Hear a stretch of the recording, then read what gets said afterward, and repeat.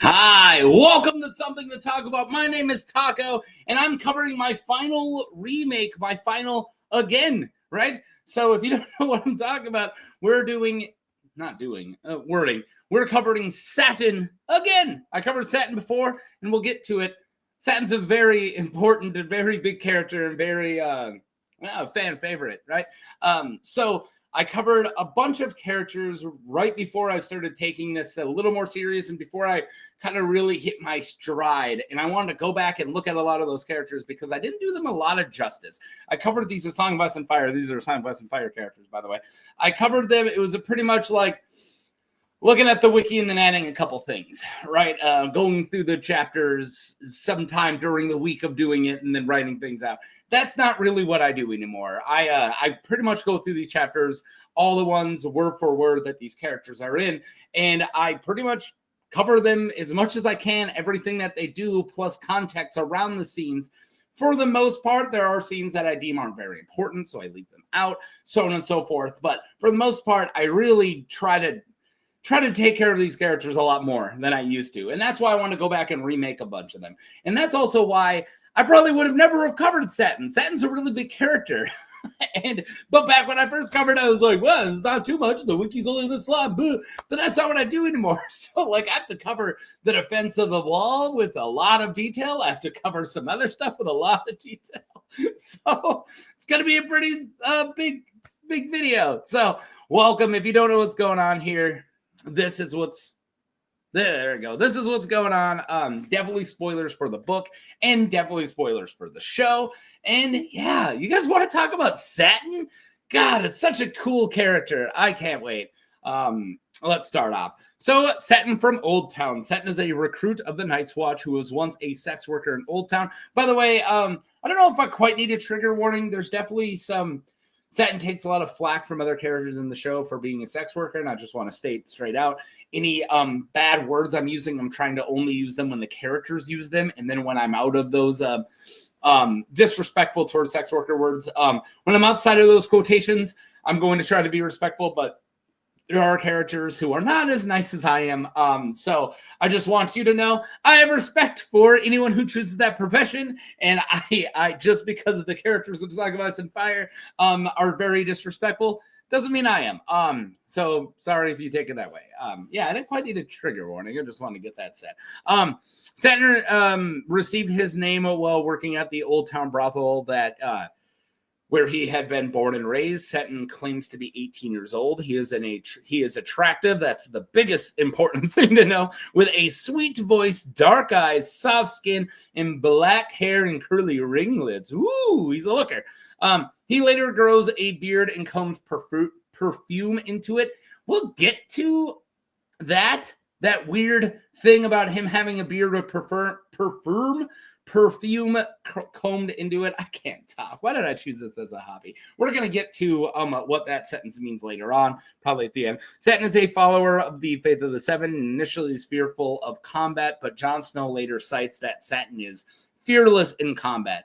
According to Jon, Satin is quick to learn, clever, and can partially read and write. His archery skill is judged passable by Donald Noy. All right, Night's Watch. The Night's Watch is a military order dedicated. By the way, this kind of became like a low-key Take the Black week where I'm covering Satin and then Iron Emmett, and I didn't plan that just because it's just how I'm covering I was doing a remake and then a Let's Talk About the Difference every other week, and I just had them all planned, and it just happened that this one fell the same week as Iron Emmett, which means I got to write both the videos at the exact same time. And I pretty much listened to every Jon chapter, skipping only a few, from like the Battle of the Wall all the way close to the end. So I got Watch on the mind. So let's get back to it. The Night's Watch is a military order dedicated to holding the wall, the immense fortification on the northern border of the Seven Kingdoms. They defend the realms of men from what lies beyond the wall, such as wildlings, the undead, and the others. But mostly just the wildlings nowadays. The Order's foundation dates back to the Age of Heroes, the time when the others were pushed back. According to legend, the men of the Night's Watch that was all according to legend. The men of the Night's Watch wear only black, and they are known as Black Brothers. And recruits who join the Watch are said to take the black. I hope I get my stuttering and stammering down. I'm kind of tripping over my words slightly more than normal. I'm sure longtime listeners are like, dude, you always do that. It's fine. The Night's Watch consists of 3 orders: stewards, builders, and rangers. Which one would you be? I'd probably be a steward or a builder. I don't think I'm much of a ranger. I'm blind, too, and they wouldn't have glasses back then, would they? So I definitely probably wouldn't even be a builder. I'm not much of a mechanic. I'd be a steward and probably not a good one. I'll be in the kitchens. I gotta go cook. That's what I'll go do. All right. They are subject to Lord Commander of the Night's Watch, and each of the 3 orders are led by their own officer. The Lord Steward, the first builder, and the first ranger, respectfully. These officers are appointed by the Lord Commander. All right, the new recruit, the Wandering Crow Conway. There's no A. I think it's Conway. Brings Satin. You know, writing this video, I would get this done if I wouldn't go through so many tangents, but I think some people like my tangents. Writing the video about Satin keeps getting the Modest Mouse song Satin in a Coffin stuck in my head. And it is just blaring in my head right now. So maybe that's why I'm tripping over my words. Because every time I read Satin, I hear, Satin in a coffin. They said, do you believe what you're saying? Yeah, that's just right now, but not that often. All right, anyways. So he brings Satin and other recruits from the Lore's dungeon near Oldtown to Castle Black. Before the Great Ranging. This is all before the Great Ranging. Jon Snow watches the new recruits being trained by Sir Andrew Tarth.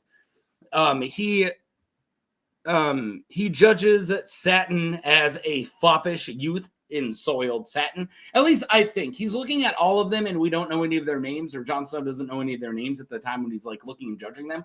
But going over how he judges them, I think Satin's the one that he called foppish, and he said the word satin. But yeah, in a coffin. From the door of the armory, Donald Noy comes in and asks Jon's opinion on the recruits. Jon declares that they smell of summer and asks where Conway recruited them. Noy says it was from a dungeon near Oldtown and labels the recruits as a bring-in, a barber, a beggar, 2 orphans, and a boy sex worker, and added, with such we defend the realms of men. I love Donald Noy. Jon replies that they'll do, and he smiles at Sam and says, well, they did. So I love this moment, and I know it's not too much about Satin, so I don't want to harp on it too much. But it's Jon maturing, because when Jon first showed up, he thought he was better than everybody else because he was trained by like a man-at-arms, and none of these lowborns. How come these lowborns can't train? It's like they probably never even picked up a sword before, dude. Like, you are privileged. I know that you think you're not because you're a bastard, but you're privileged compared to all these lowborn. That's what Donald Noy had to put into his mind, and he had to stop just judging every other person, like, oh, he's just a lowborn thief. Oh, he's just a this. Blah, blah. Now he looks and sees the potential, and it's like, oh, there's a bring-in, a barber, and a sex worker, and Jon's like, yeah, all right, like he's really matured past that, and I love this. I love this moment. I just thought it was really cool. All right, skipping ahead to after the Great Ranging. So, after the Great Ranging, the fight at the Fist, the mutiny at Craster's, and Jon's return from beyond the wall. So all that already happened. Now Jon Snow's back at the wall. The Watch can see the smoke from Oldtown, and Jon knows that means that Styr, Magnar of Then, will be approaching soon. Donald Noy knows that Donald Noy and Jon have done their best they could to fortify Castle Black for the impending attack, of Styr and his raiders. The only men, all right, I'm going to take a breath and I'm going to try this again. They only had old men, cripples, and green boys left at the castle. Watchmen were on the roofs of the buildings and towers, though most of them were scarecrows. They were like strawmen, if you will. Jon was on a roof of the King's Tower with 6 straw brothers and 2 alive ones, including Deaf Dick Follard, who I love, and the Oldtown boy Satin. Just an Old Town boy, right? Or is it Old Town girl? Just an Old Town girl? Well, that is a theory. All right, anyways. Okay, so if you guys don't know where this lands and why they don't have anybody. Great Ranging took a large portion of their strength, and then pretty much everybody died. And only a little bit of people come back from the Great Ranging, right? And then Bowen Marsh takes the rest of the soldiers to chase the Weeper way off. So pretty much no one's at Castle Black when Mance attacks. And before Mance attacks the wall, he has the group that Jon was a part of. So a bunch of Magnars, or a bunch of Thenn, a bunch of other people, Ygritte, climbed over the wall, and they're attacking from Oldtown, right? So they're coming up and attacking. So they knew, since they sacked Oldtown, that they're going to be attacking Castle Black soon. So that's why they set up a bunch of strawmen, if you will, all over on top of the castles. And everyone's got crossbows and bows. And he's with Deaf Dick Follard, great character, and Satin in a coffin. So yeah, let's go. While I'm waiting for battle, Satin was fixing the clothes of a straw man when and Jon watches him and thinks Satin is older than himself but greener than grass. Jon thinks Satin is pretty as a girl with his dark eyes and soft skin and curly raven colored hair. Ooh, my words, Satin. Jon notes that he is has been half a year at Castle Black and has toughened up in the boys' hands, so he's not as soft-skinned as he was. Noy told Jon that he was passable with a crossbow. Jon wondered if he had the courage to face what was coming.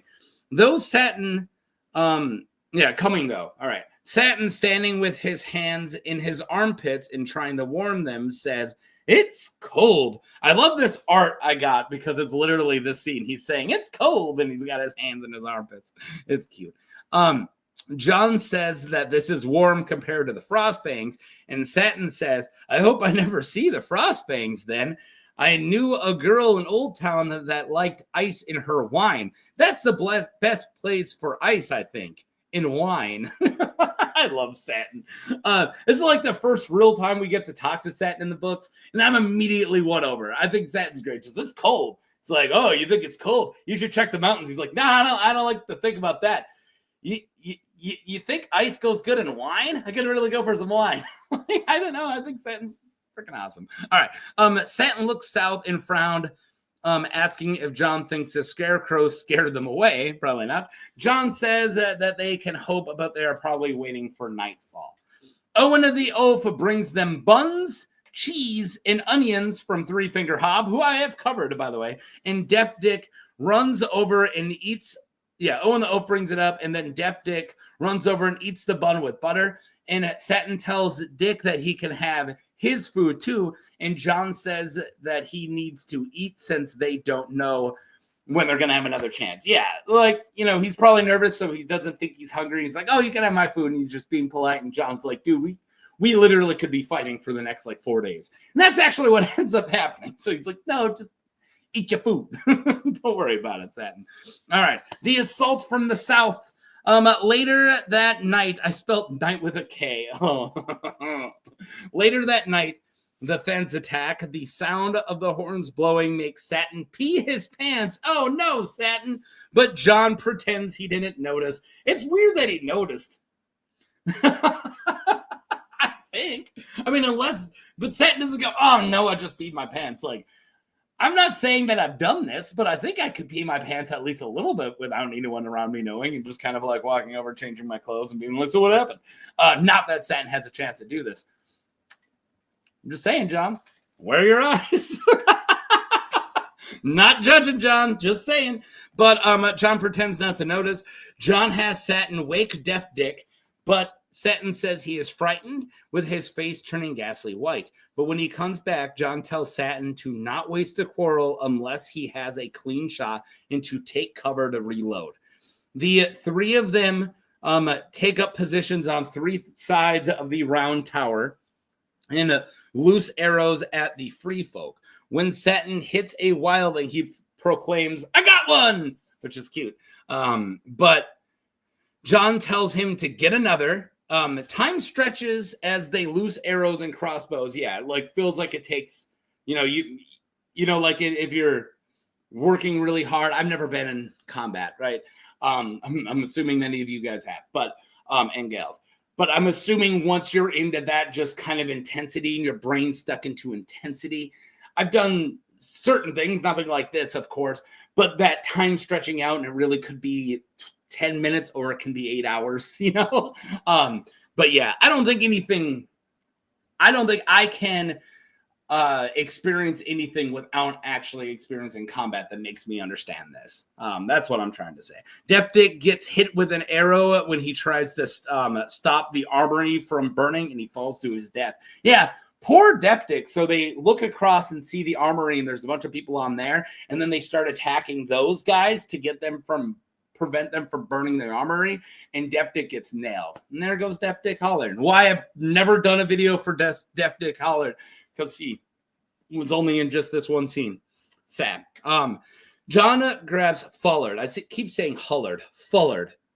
Jon grabs Satin and brings him to the north side of the building to stop wildlings from breaking down the makeshift wall and gate that Donald Noy made. Satin asks what they should do, and Jon answered that they should kill them.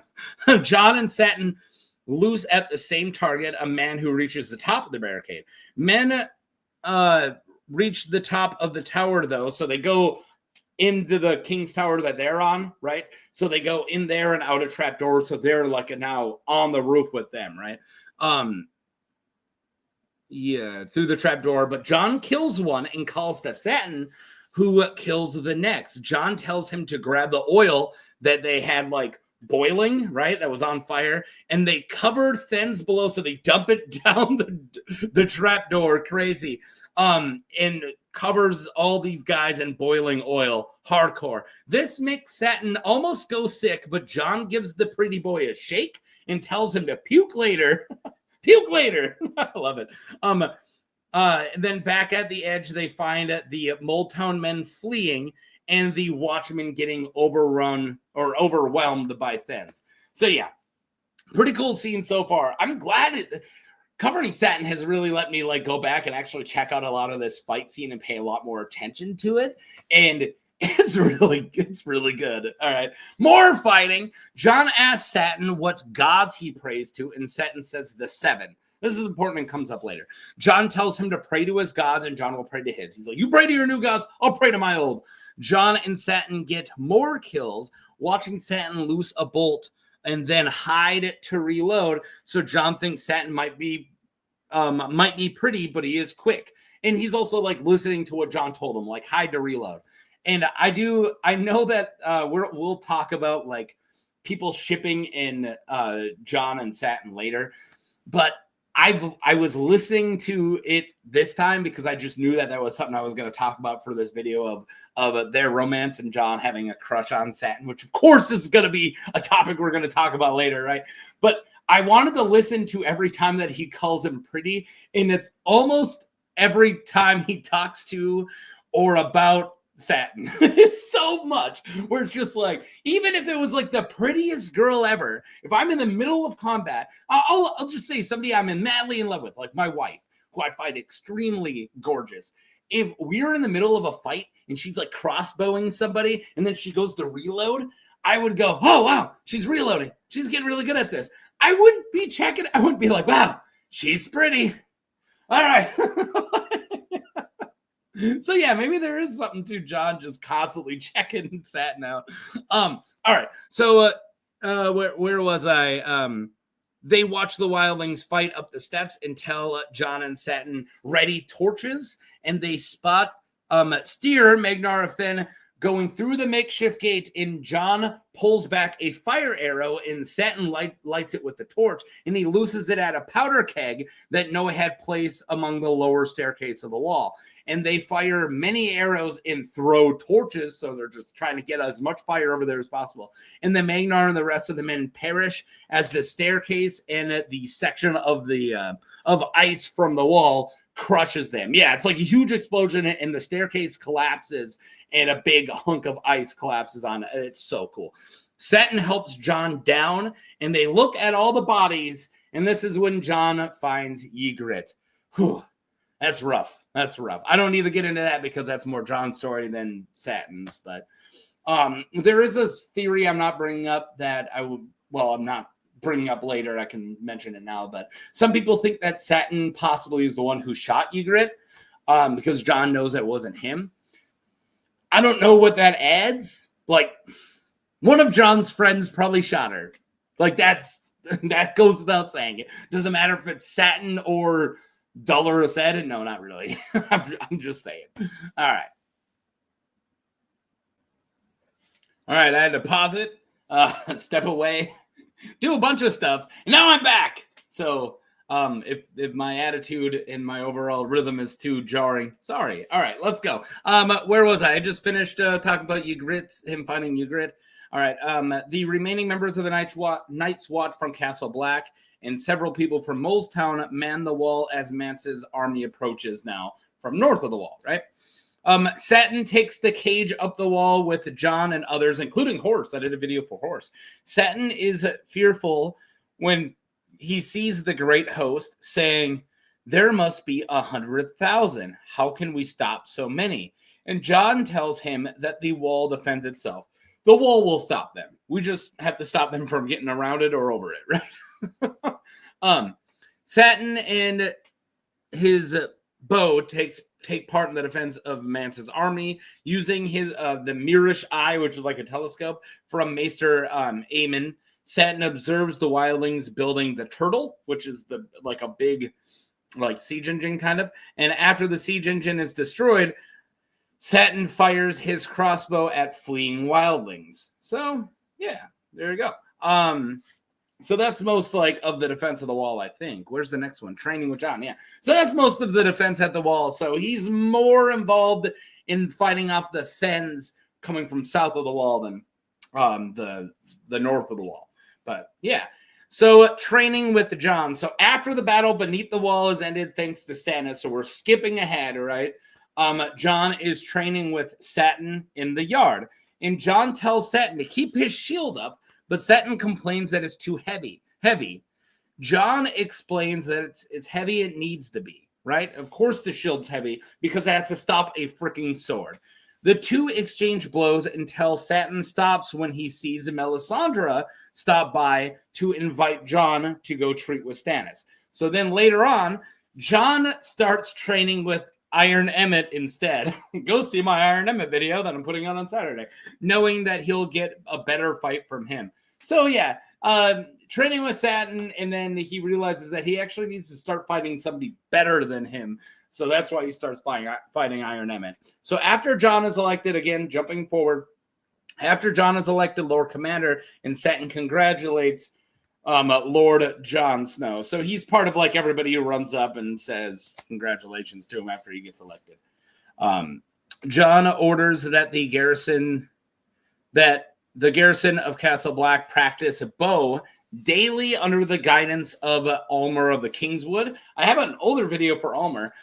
Satin tears off half a fingernail using a longbow during Almer's archery practice. Yeah, ouch. I'm sure that happens a lot when you're using bows. Maybe your fingernail is just a little too long and you're doing this. I don't know. Maybe. I don't know. I've never fired a bow except for the plastic ones you get as toys. People still get those as kids? You still get plastic bow and arrows? I did. Taking the oath. Satin grows a beard in which he combs in perfume. And again, we're going to talk about this beard later. No symbolism there. I mean, specifically, we're going to talk about this sentence. He finishes his training and he's appointed to be a steward. And during a respite in the falling snow, motivates Jon to range beyond the wall. So everyone gets named. He still hasn't taken the vows. So Satin's going to be a steward, and all the other people. It's a rather large group, right? And I'll get into who that group is, but they're waiting to go take the oath. Whoever wants to take, because you can take the oath at the little sept there in front of the Faith of the Seven, or you can go and take it in front of Weirwood Tree. And Satin is deciding to do that, which we'll get to. So they have to wait until the snow isn't so bad where they can actually go north of the wall to that Weirwood Tree, right? Leading the new recruits north of the wall. Yeah. Okay, so yeah, this motivates. Yeah, the lack of snow motivates Jon. So leading the new recruits north of the wall, who follow the old gods, to the same grove of weirwoods in the haunted forest where he and Sam swore their vows. Bow and Marsh protest that Jon is leading them. He's very mad that Jon's going with. Also protests that the men like Satin from Oldtown and Aaron and Emmerich from the Westerlands, I want to say Fair Isle, are taking their oaths at the Weirwoods. It's like, what do they got to do with the old gods? Since they're all raised under the Seven. Marsh warns them about the Weeper because the Weeper's still out there, but Jon does it anyways. He's like, go kick rocks, saying that he has ghosts. He doesn't have to worry about the Weeper. Like, he's bringing a direwolf with. He leaves Marsh at the wall, and Satin and the new recruits, Harith the horse from Oldtown, Aaron and Emmerich from Fair Isle, and the wildlings Leather and Jax. Is this Jackson Briggs with metal arms? That Jax? Go with Jon to the Weirwood Grove in the haunted forest. Tom Barleycorn, great name, finds a small group of wildlings, including a child and his mother, Atin, a Hornfoot, and a giant, which is 1-1, in the Weirwood Grove. Jon brings the recruits to confront them. They're going to go check on them, so he specifically is bringing the recruits in case it gets into combat. He knows that they need to be blooded eventually, like they have not seen combat yet. I'm assuming like the wildlings, like Leathers probably has, but not for the sake of the wall. Afterwards, the recruits swear their vows in the presence of the wildlings. Jon thinks Satin's voice is as sweet as song when he sings the oath. It's adorable. All right. But Jon's Stewart. Yeah, that's right. We're talking about, everyone's favorite host of the Daily Show, Satin, Jon Stewart. I thought it was funny. Maybe no one's laughing. I don't know. I have a live stream I'm doing later on tonight. I'm going to save that and see if I can get any laughs. All right. If you watched the live streams, you would have saw it weeks ago. Windollar's Ed is sent to assist the garrison at Longborough.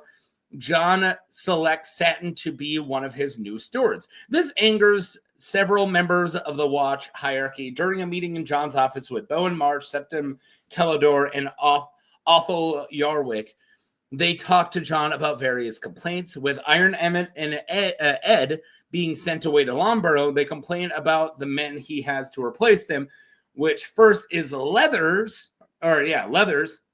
replacing Emmett, and because he's a wildling, and that gets them mad. And then Satin being one of Jon's new stewards. Septim Kellador speaks up and says, "This boy Satin, it is said that you mean to make him your steward and squire in Tullet's place, my lord. The boy is a whore.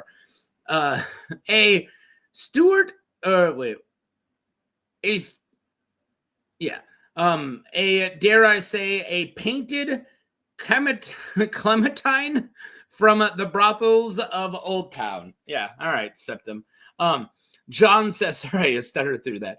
Jon says that what he was in Oldtown doesn't matter. He can read it. Many of the men, he can read, right? Satin can read, and many of the men are eventually starting to like him. Like, they dislike him at first, but they're starting to like him now. And he should be able to fetch him food and drinks. Like, it doesn't matter. He just needs somebody who can read, and Satin's fine. Marsh says that men do not like it, and traditionally the Lord Commander's squires are lads from good birth being groomed for command, and that no men would follow a sex worker. Jon gets mad and says that they have met monsters there at the wall, in the Watch, and that it doesn't matter what he was. He's their brother now.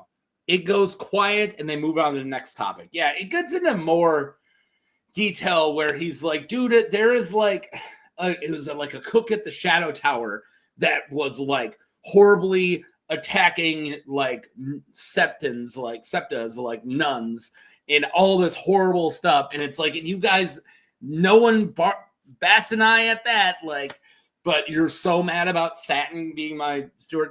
I understand what Marsh is saying, though. I don't agree with what the Kellador says, but I get Marsh saying, like, being around you is a perfect way to groom somebody for command. Like, being around command, reading the Lord Commander's letters, like being part of these things. This is valuable experience that you don't want to waste on somebody that we don't eventually want to take high command. And that is a really good argument. I completely agree with Bo and Marge. Like, do you think that we're eventually going to have a Lord Commander Satin? Probably not. Like, maybe not. Dullar's Ed is actually of high birth. So as much as Dullar's Ed is, well, a dullard, he technically could, take command, like according to this horrible classist society where which body you came out of when you were an infant means that much. Ugh. All right. Anyways, Ellie's Karstark's wedding. Yeah, we're not done yet. We still got a whole wedding to get to. When Queen Selyse Flora arrives at Castle Black, Satin is disliked by some of the men of the Queen's men, particularly Sir Patrick of King's Mountain. For the wedding of Sigorn and Ellie's Karstark, Satin finds lace so Ellie's can wrap up her hair. Ooh, that's cute. And at the end of the ceremony, Satin asks, "Is it done?" Because they are unfamiliar with Lord of Light, like real lore weddings. Like, the chapter just starts with Melisandre, real Lord, may the Lord of Light burn people for love, or whatever the heck she says, right? And afterwards, Satin's like, are they married now? Like, are they going to stop on the glass? Like, are they going to say, I do? Are we going to say multiple? Like, what are we going to say here? Like, I would understand if I went to a wedding of a culture that isn't mine, I would be like, can somebody let me know when it's finished? After the, all right. So after the ceremony, Sir Maegorn of Redpool refuses to allow Satin to escort Selyse to the wedding feast. Satin dances with 3 serving girls at the feast, and Jon describes him as being all grace. Satin does not approach any of the highborn ladies in Selyse's party. Jon did not like the way some of the men the Queen's men were looking at Satin, particularly Patrick of King's Mountain, who was clearly looking for a reason to spill blood. Yeah, he's a D-bag. Satin goes on to do steward stuff. Yeah, there's a little bit more here, but honestly, it's all scenes that are, and Satin is there, and I just thought it's long enough now. Like when he prepares Jon's horse when the Lord Commander goes north of the wall to meet Tormund, or when the squire pours wine for Jon when he meets with the officers. Yeah, there's scenes about, like, it would have bloated it out, and I probably would have got 2 more if I wanted to discuss all those, but all he's there for is to pour wine and help a horse. And yeah. Okay, so that's it. That's what we got for Satin, and now we have a bunch to talk about because Satin is one of them characters, right? Oh, so many theories. First things first, many people ship Jon and Satin, and I'm not one of them. The funny thing is, when I first wrote that, I wasn't sure if I was one of them, but looking at how many times Jon checks him out. But yeah, I'm going to say right here, I have nothing against Jon being bi. That is not why I disagree with them being a couple. Like, a lot of people just think that they're straight up like already a couple. I don't think that.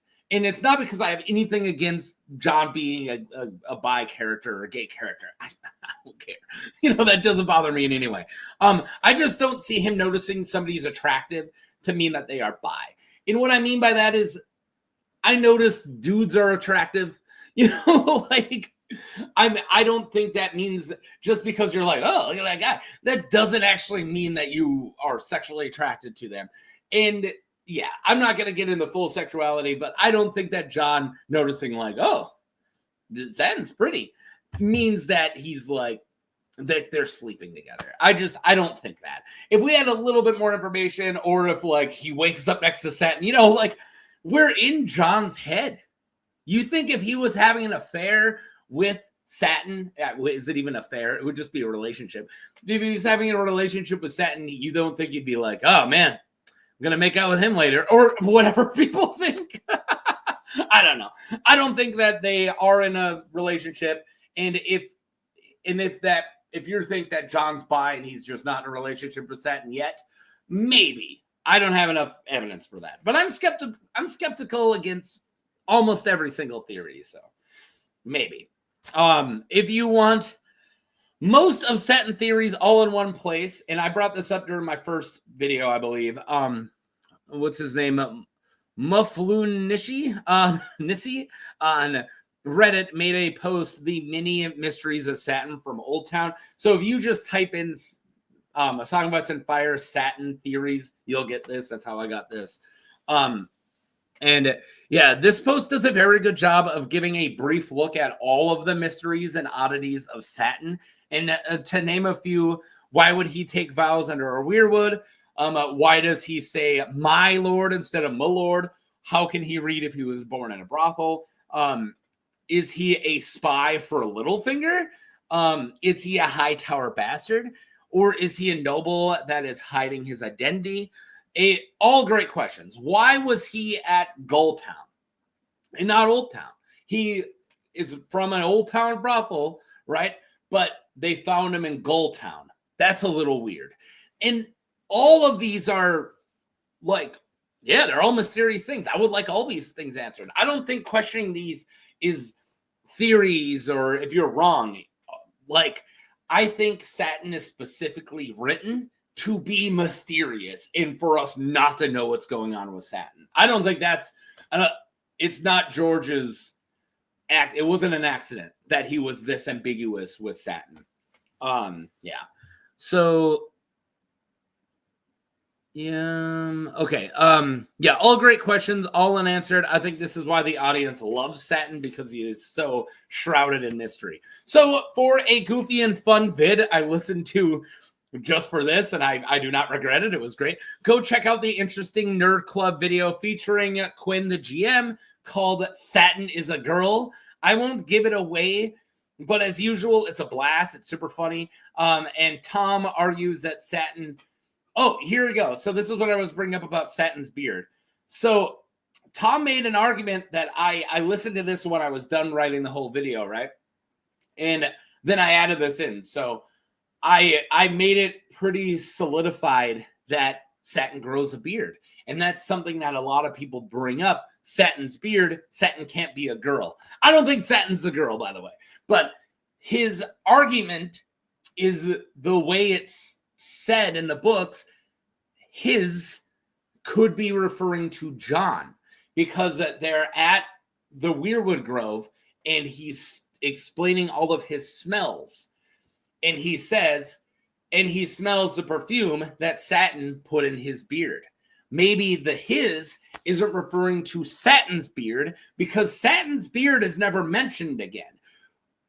Did he grow a beard? Well, maybe he's talking about Jon's beard, because we know Jon has a beard, and Satin maybe put perfume in Jon's beard, and that's the his he's referring to. That was fantastic. Tom is super genius, because it almost made me think of like, oh man, maybe Satin is a girl. I don't think Satin's a girl, but the beard thing, I do think Satin doesn't have a beard. I'm starting to think that that's actually the way the sentence was supposed to be structured. But yeah,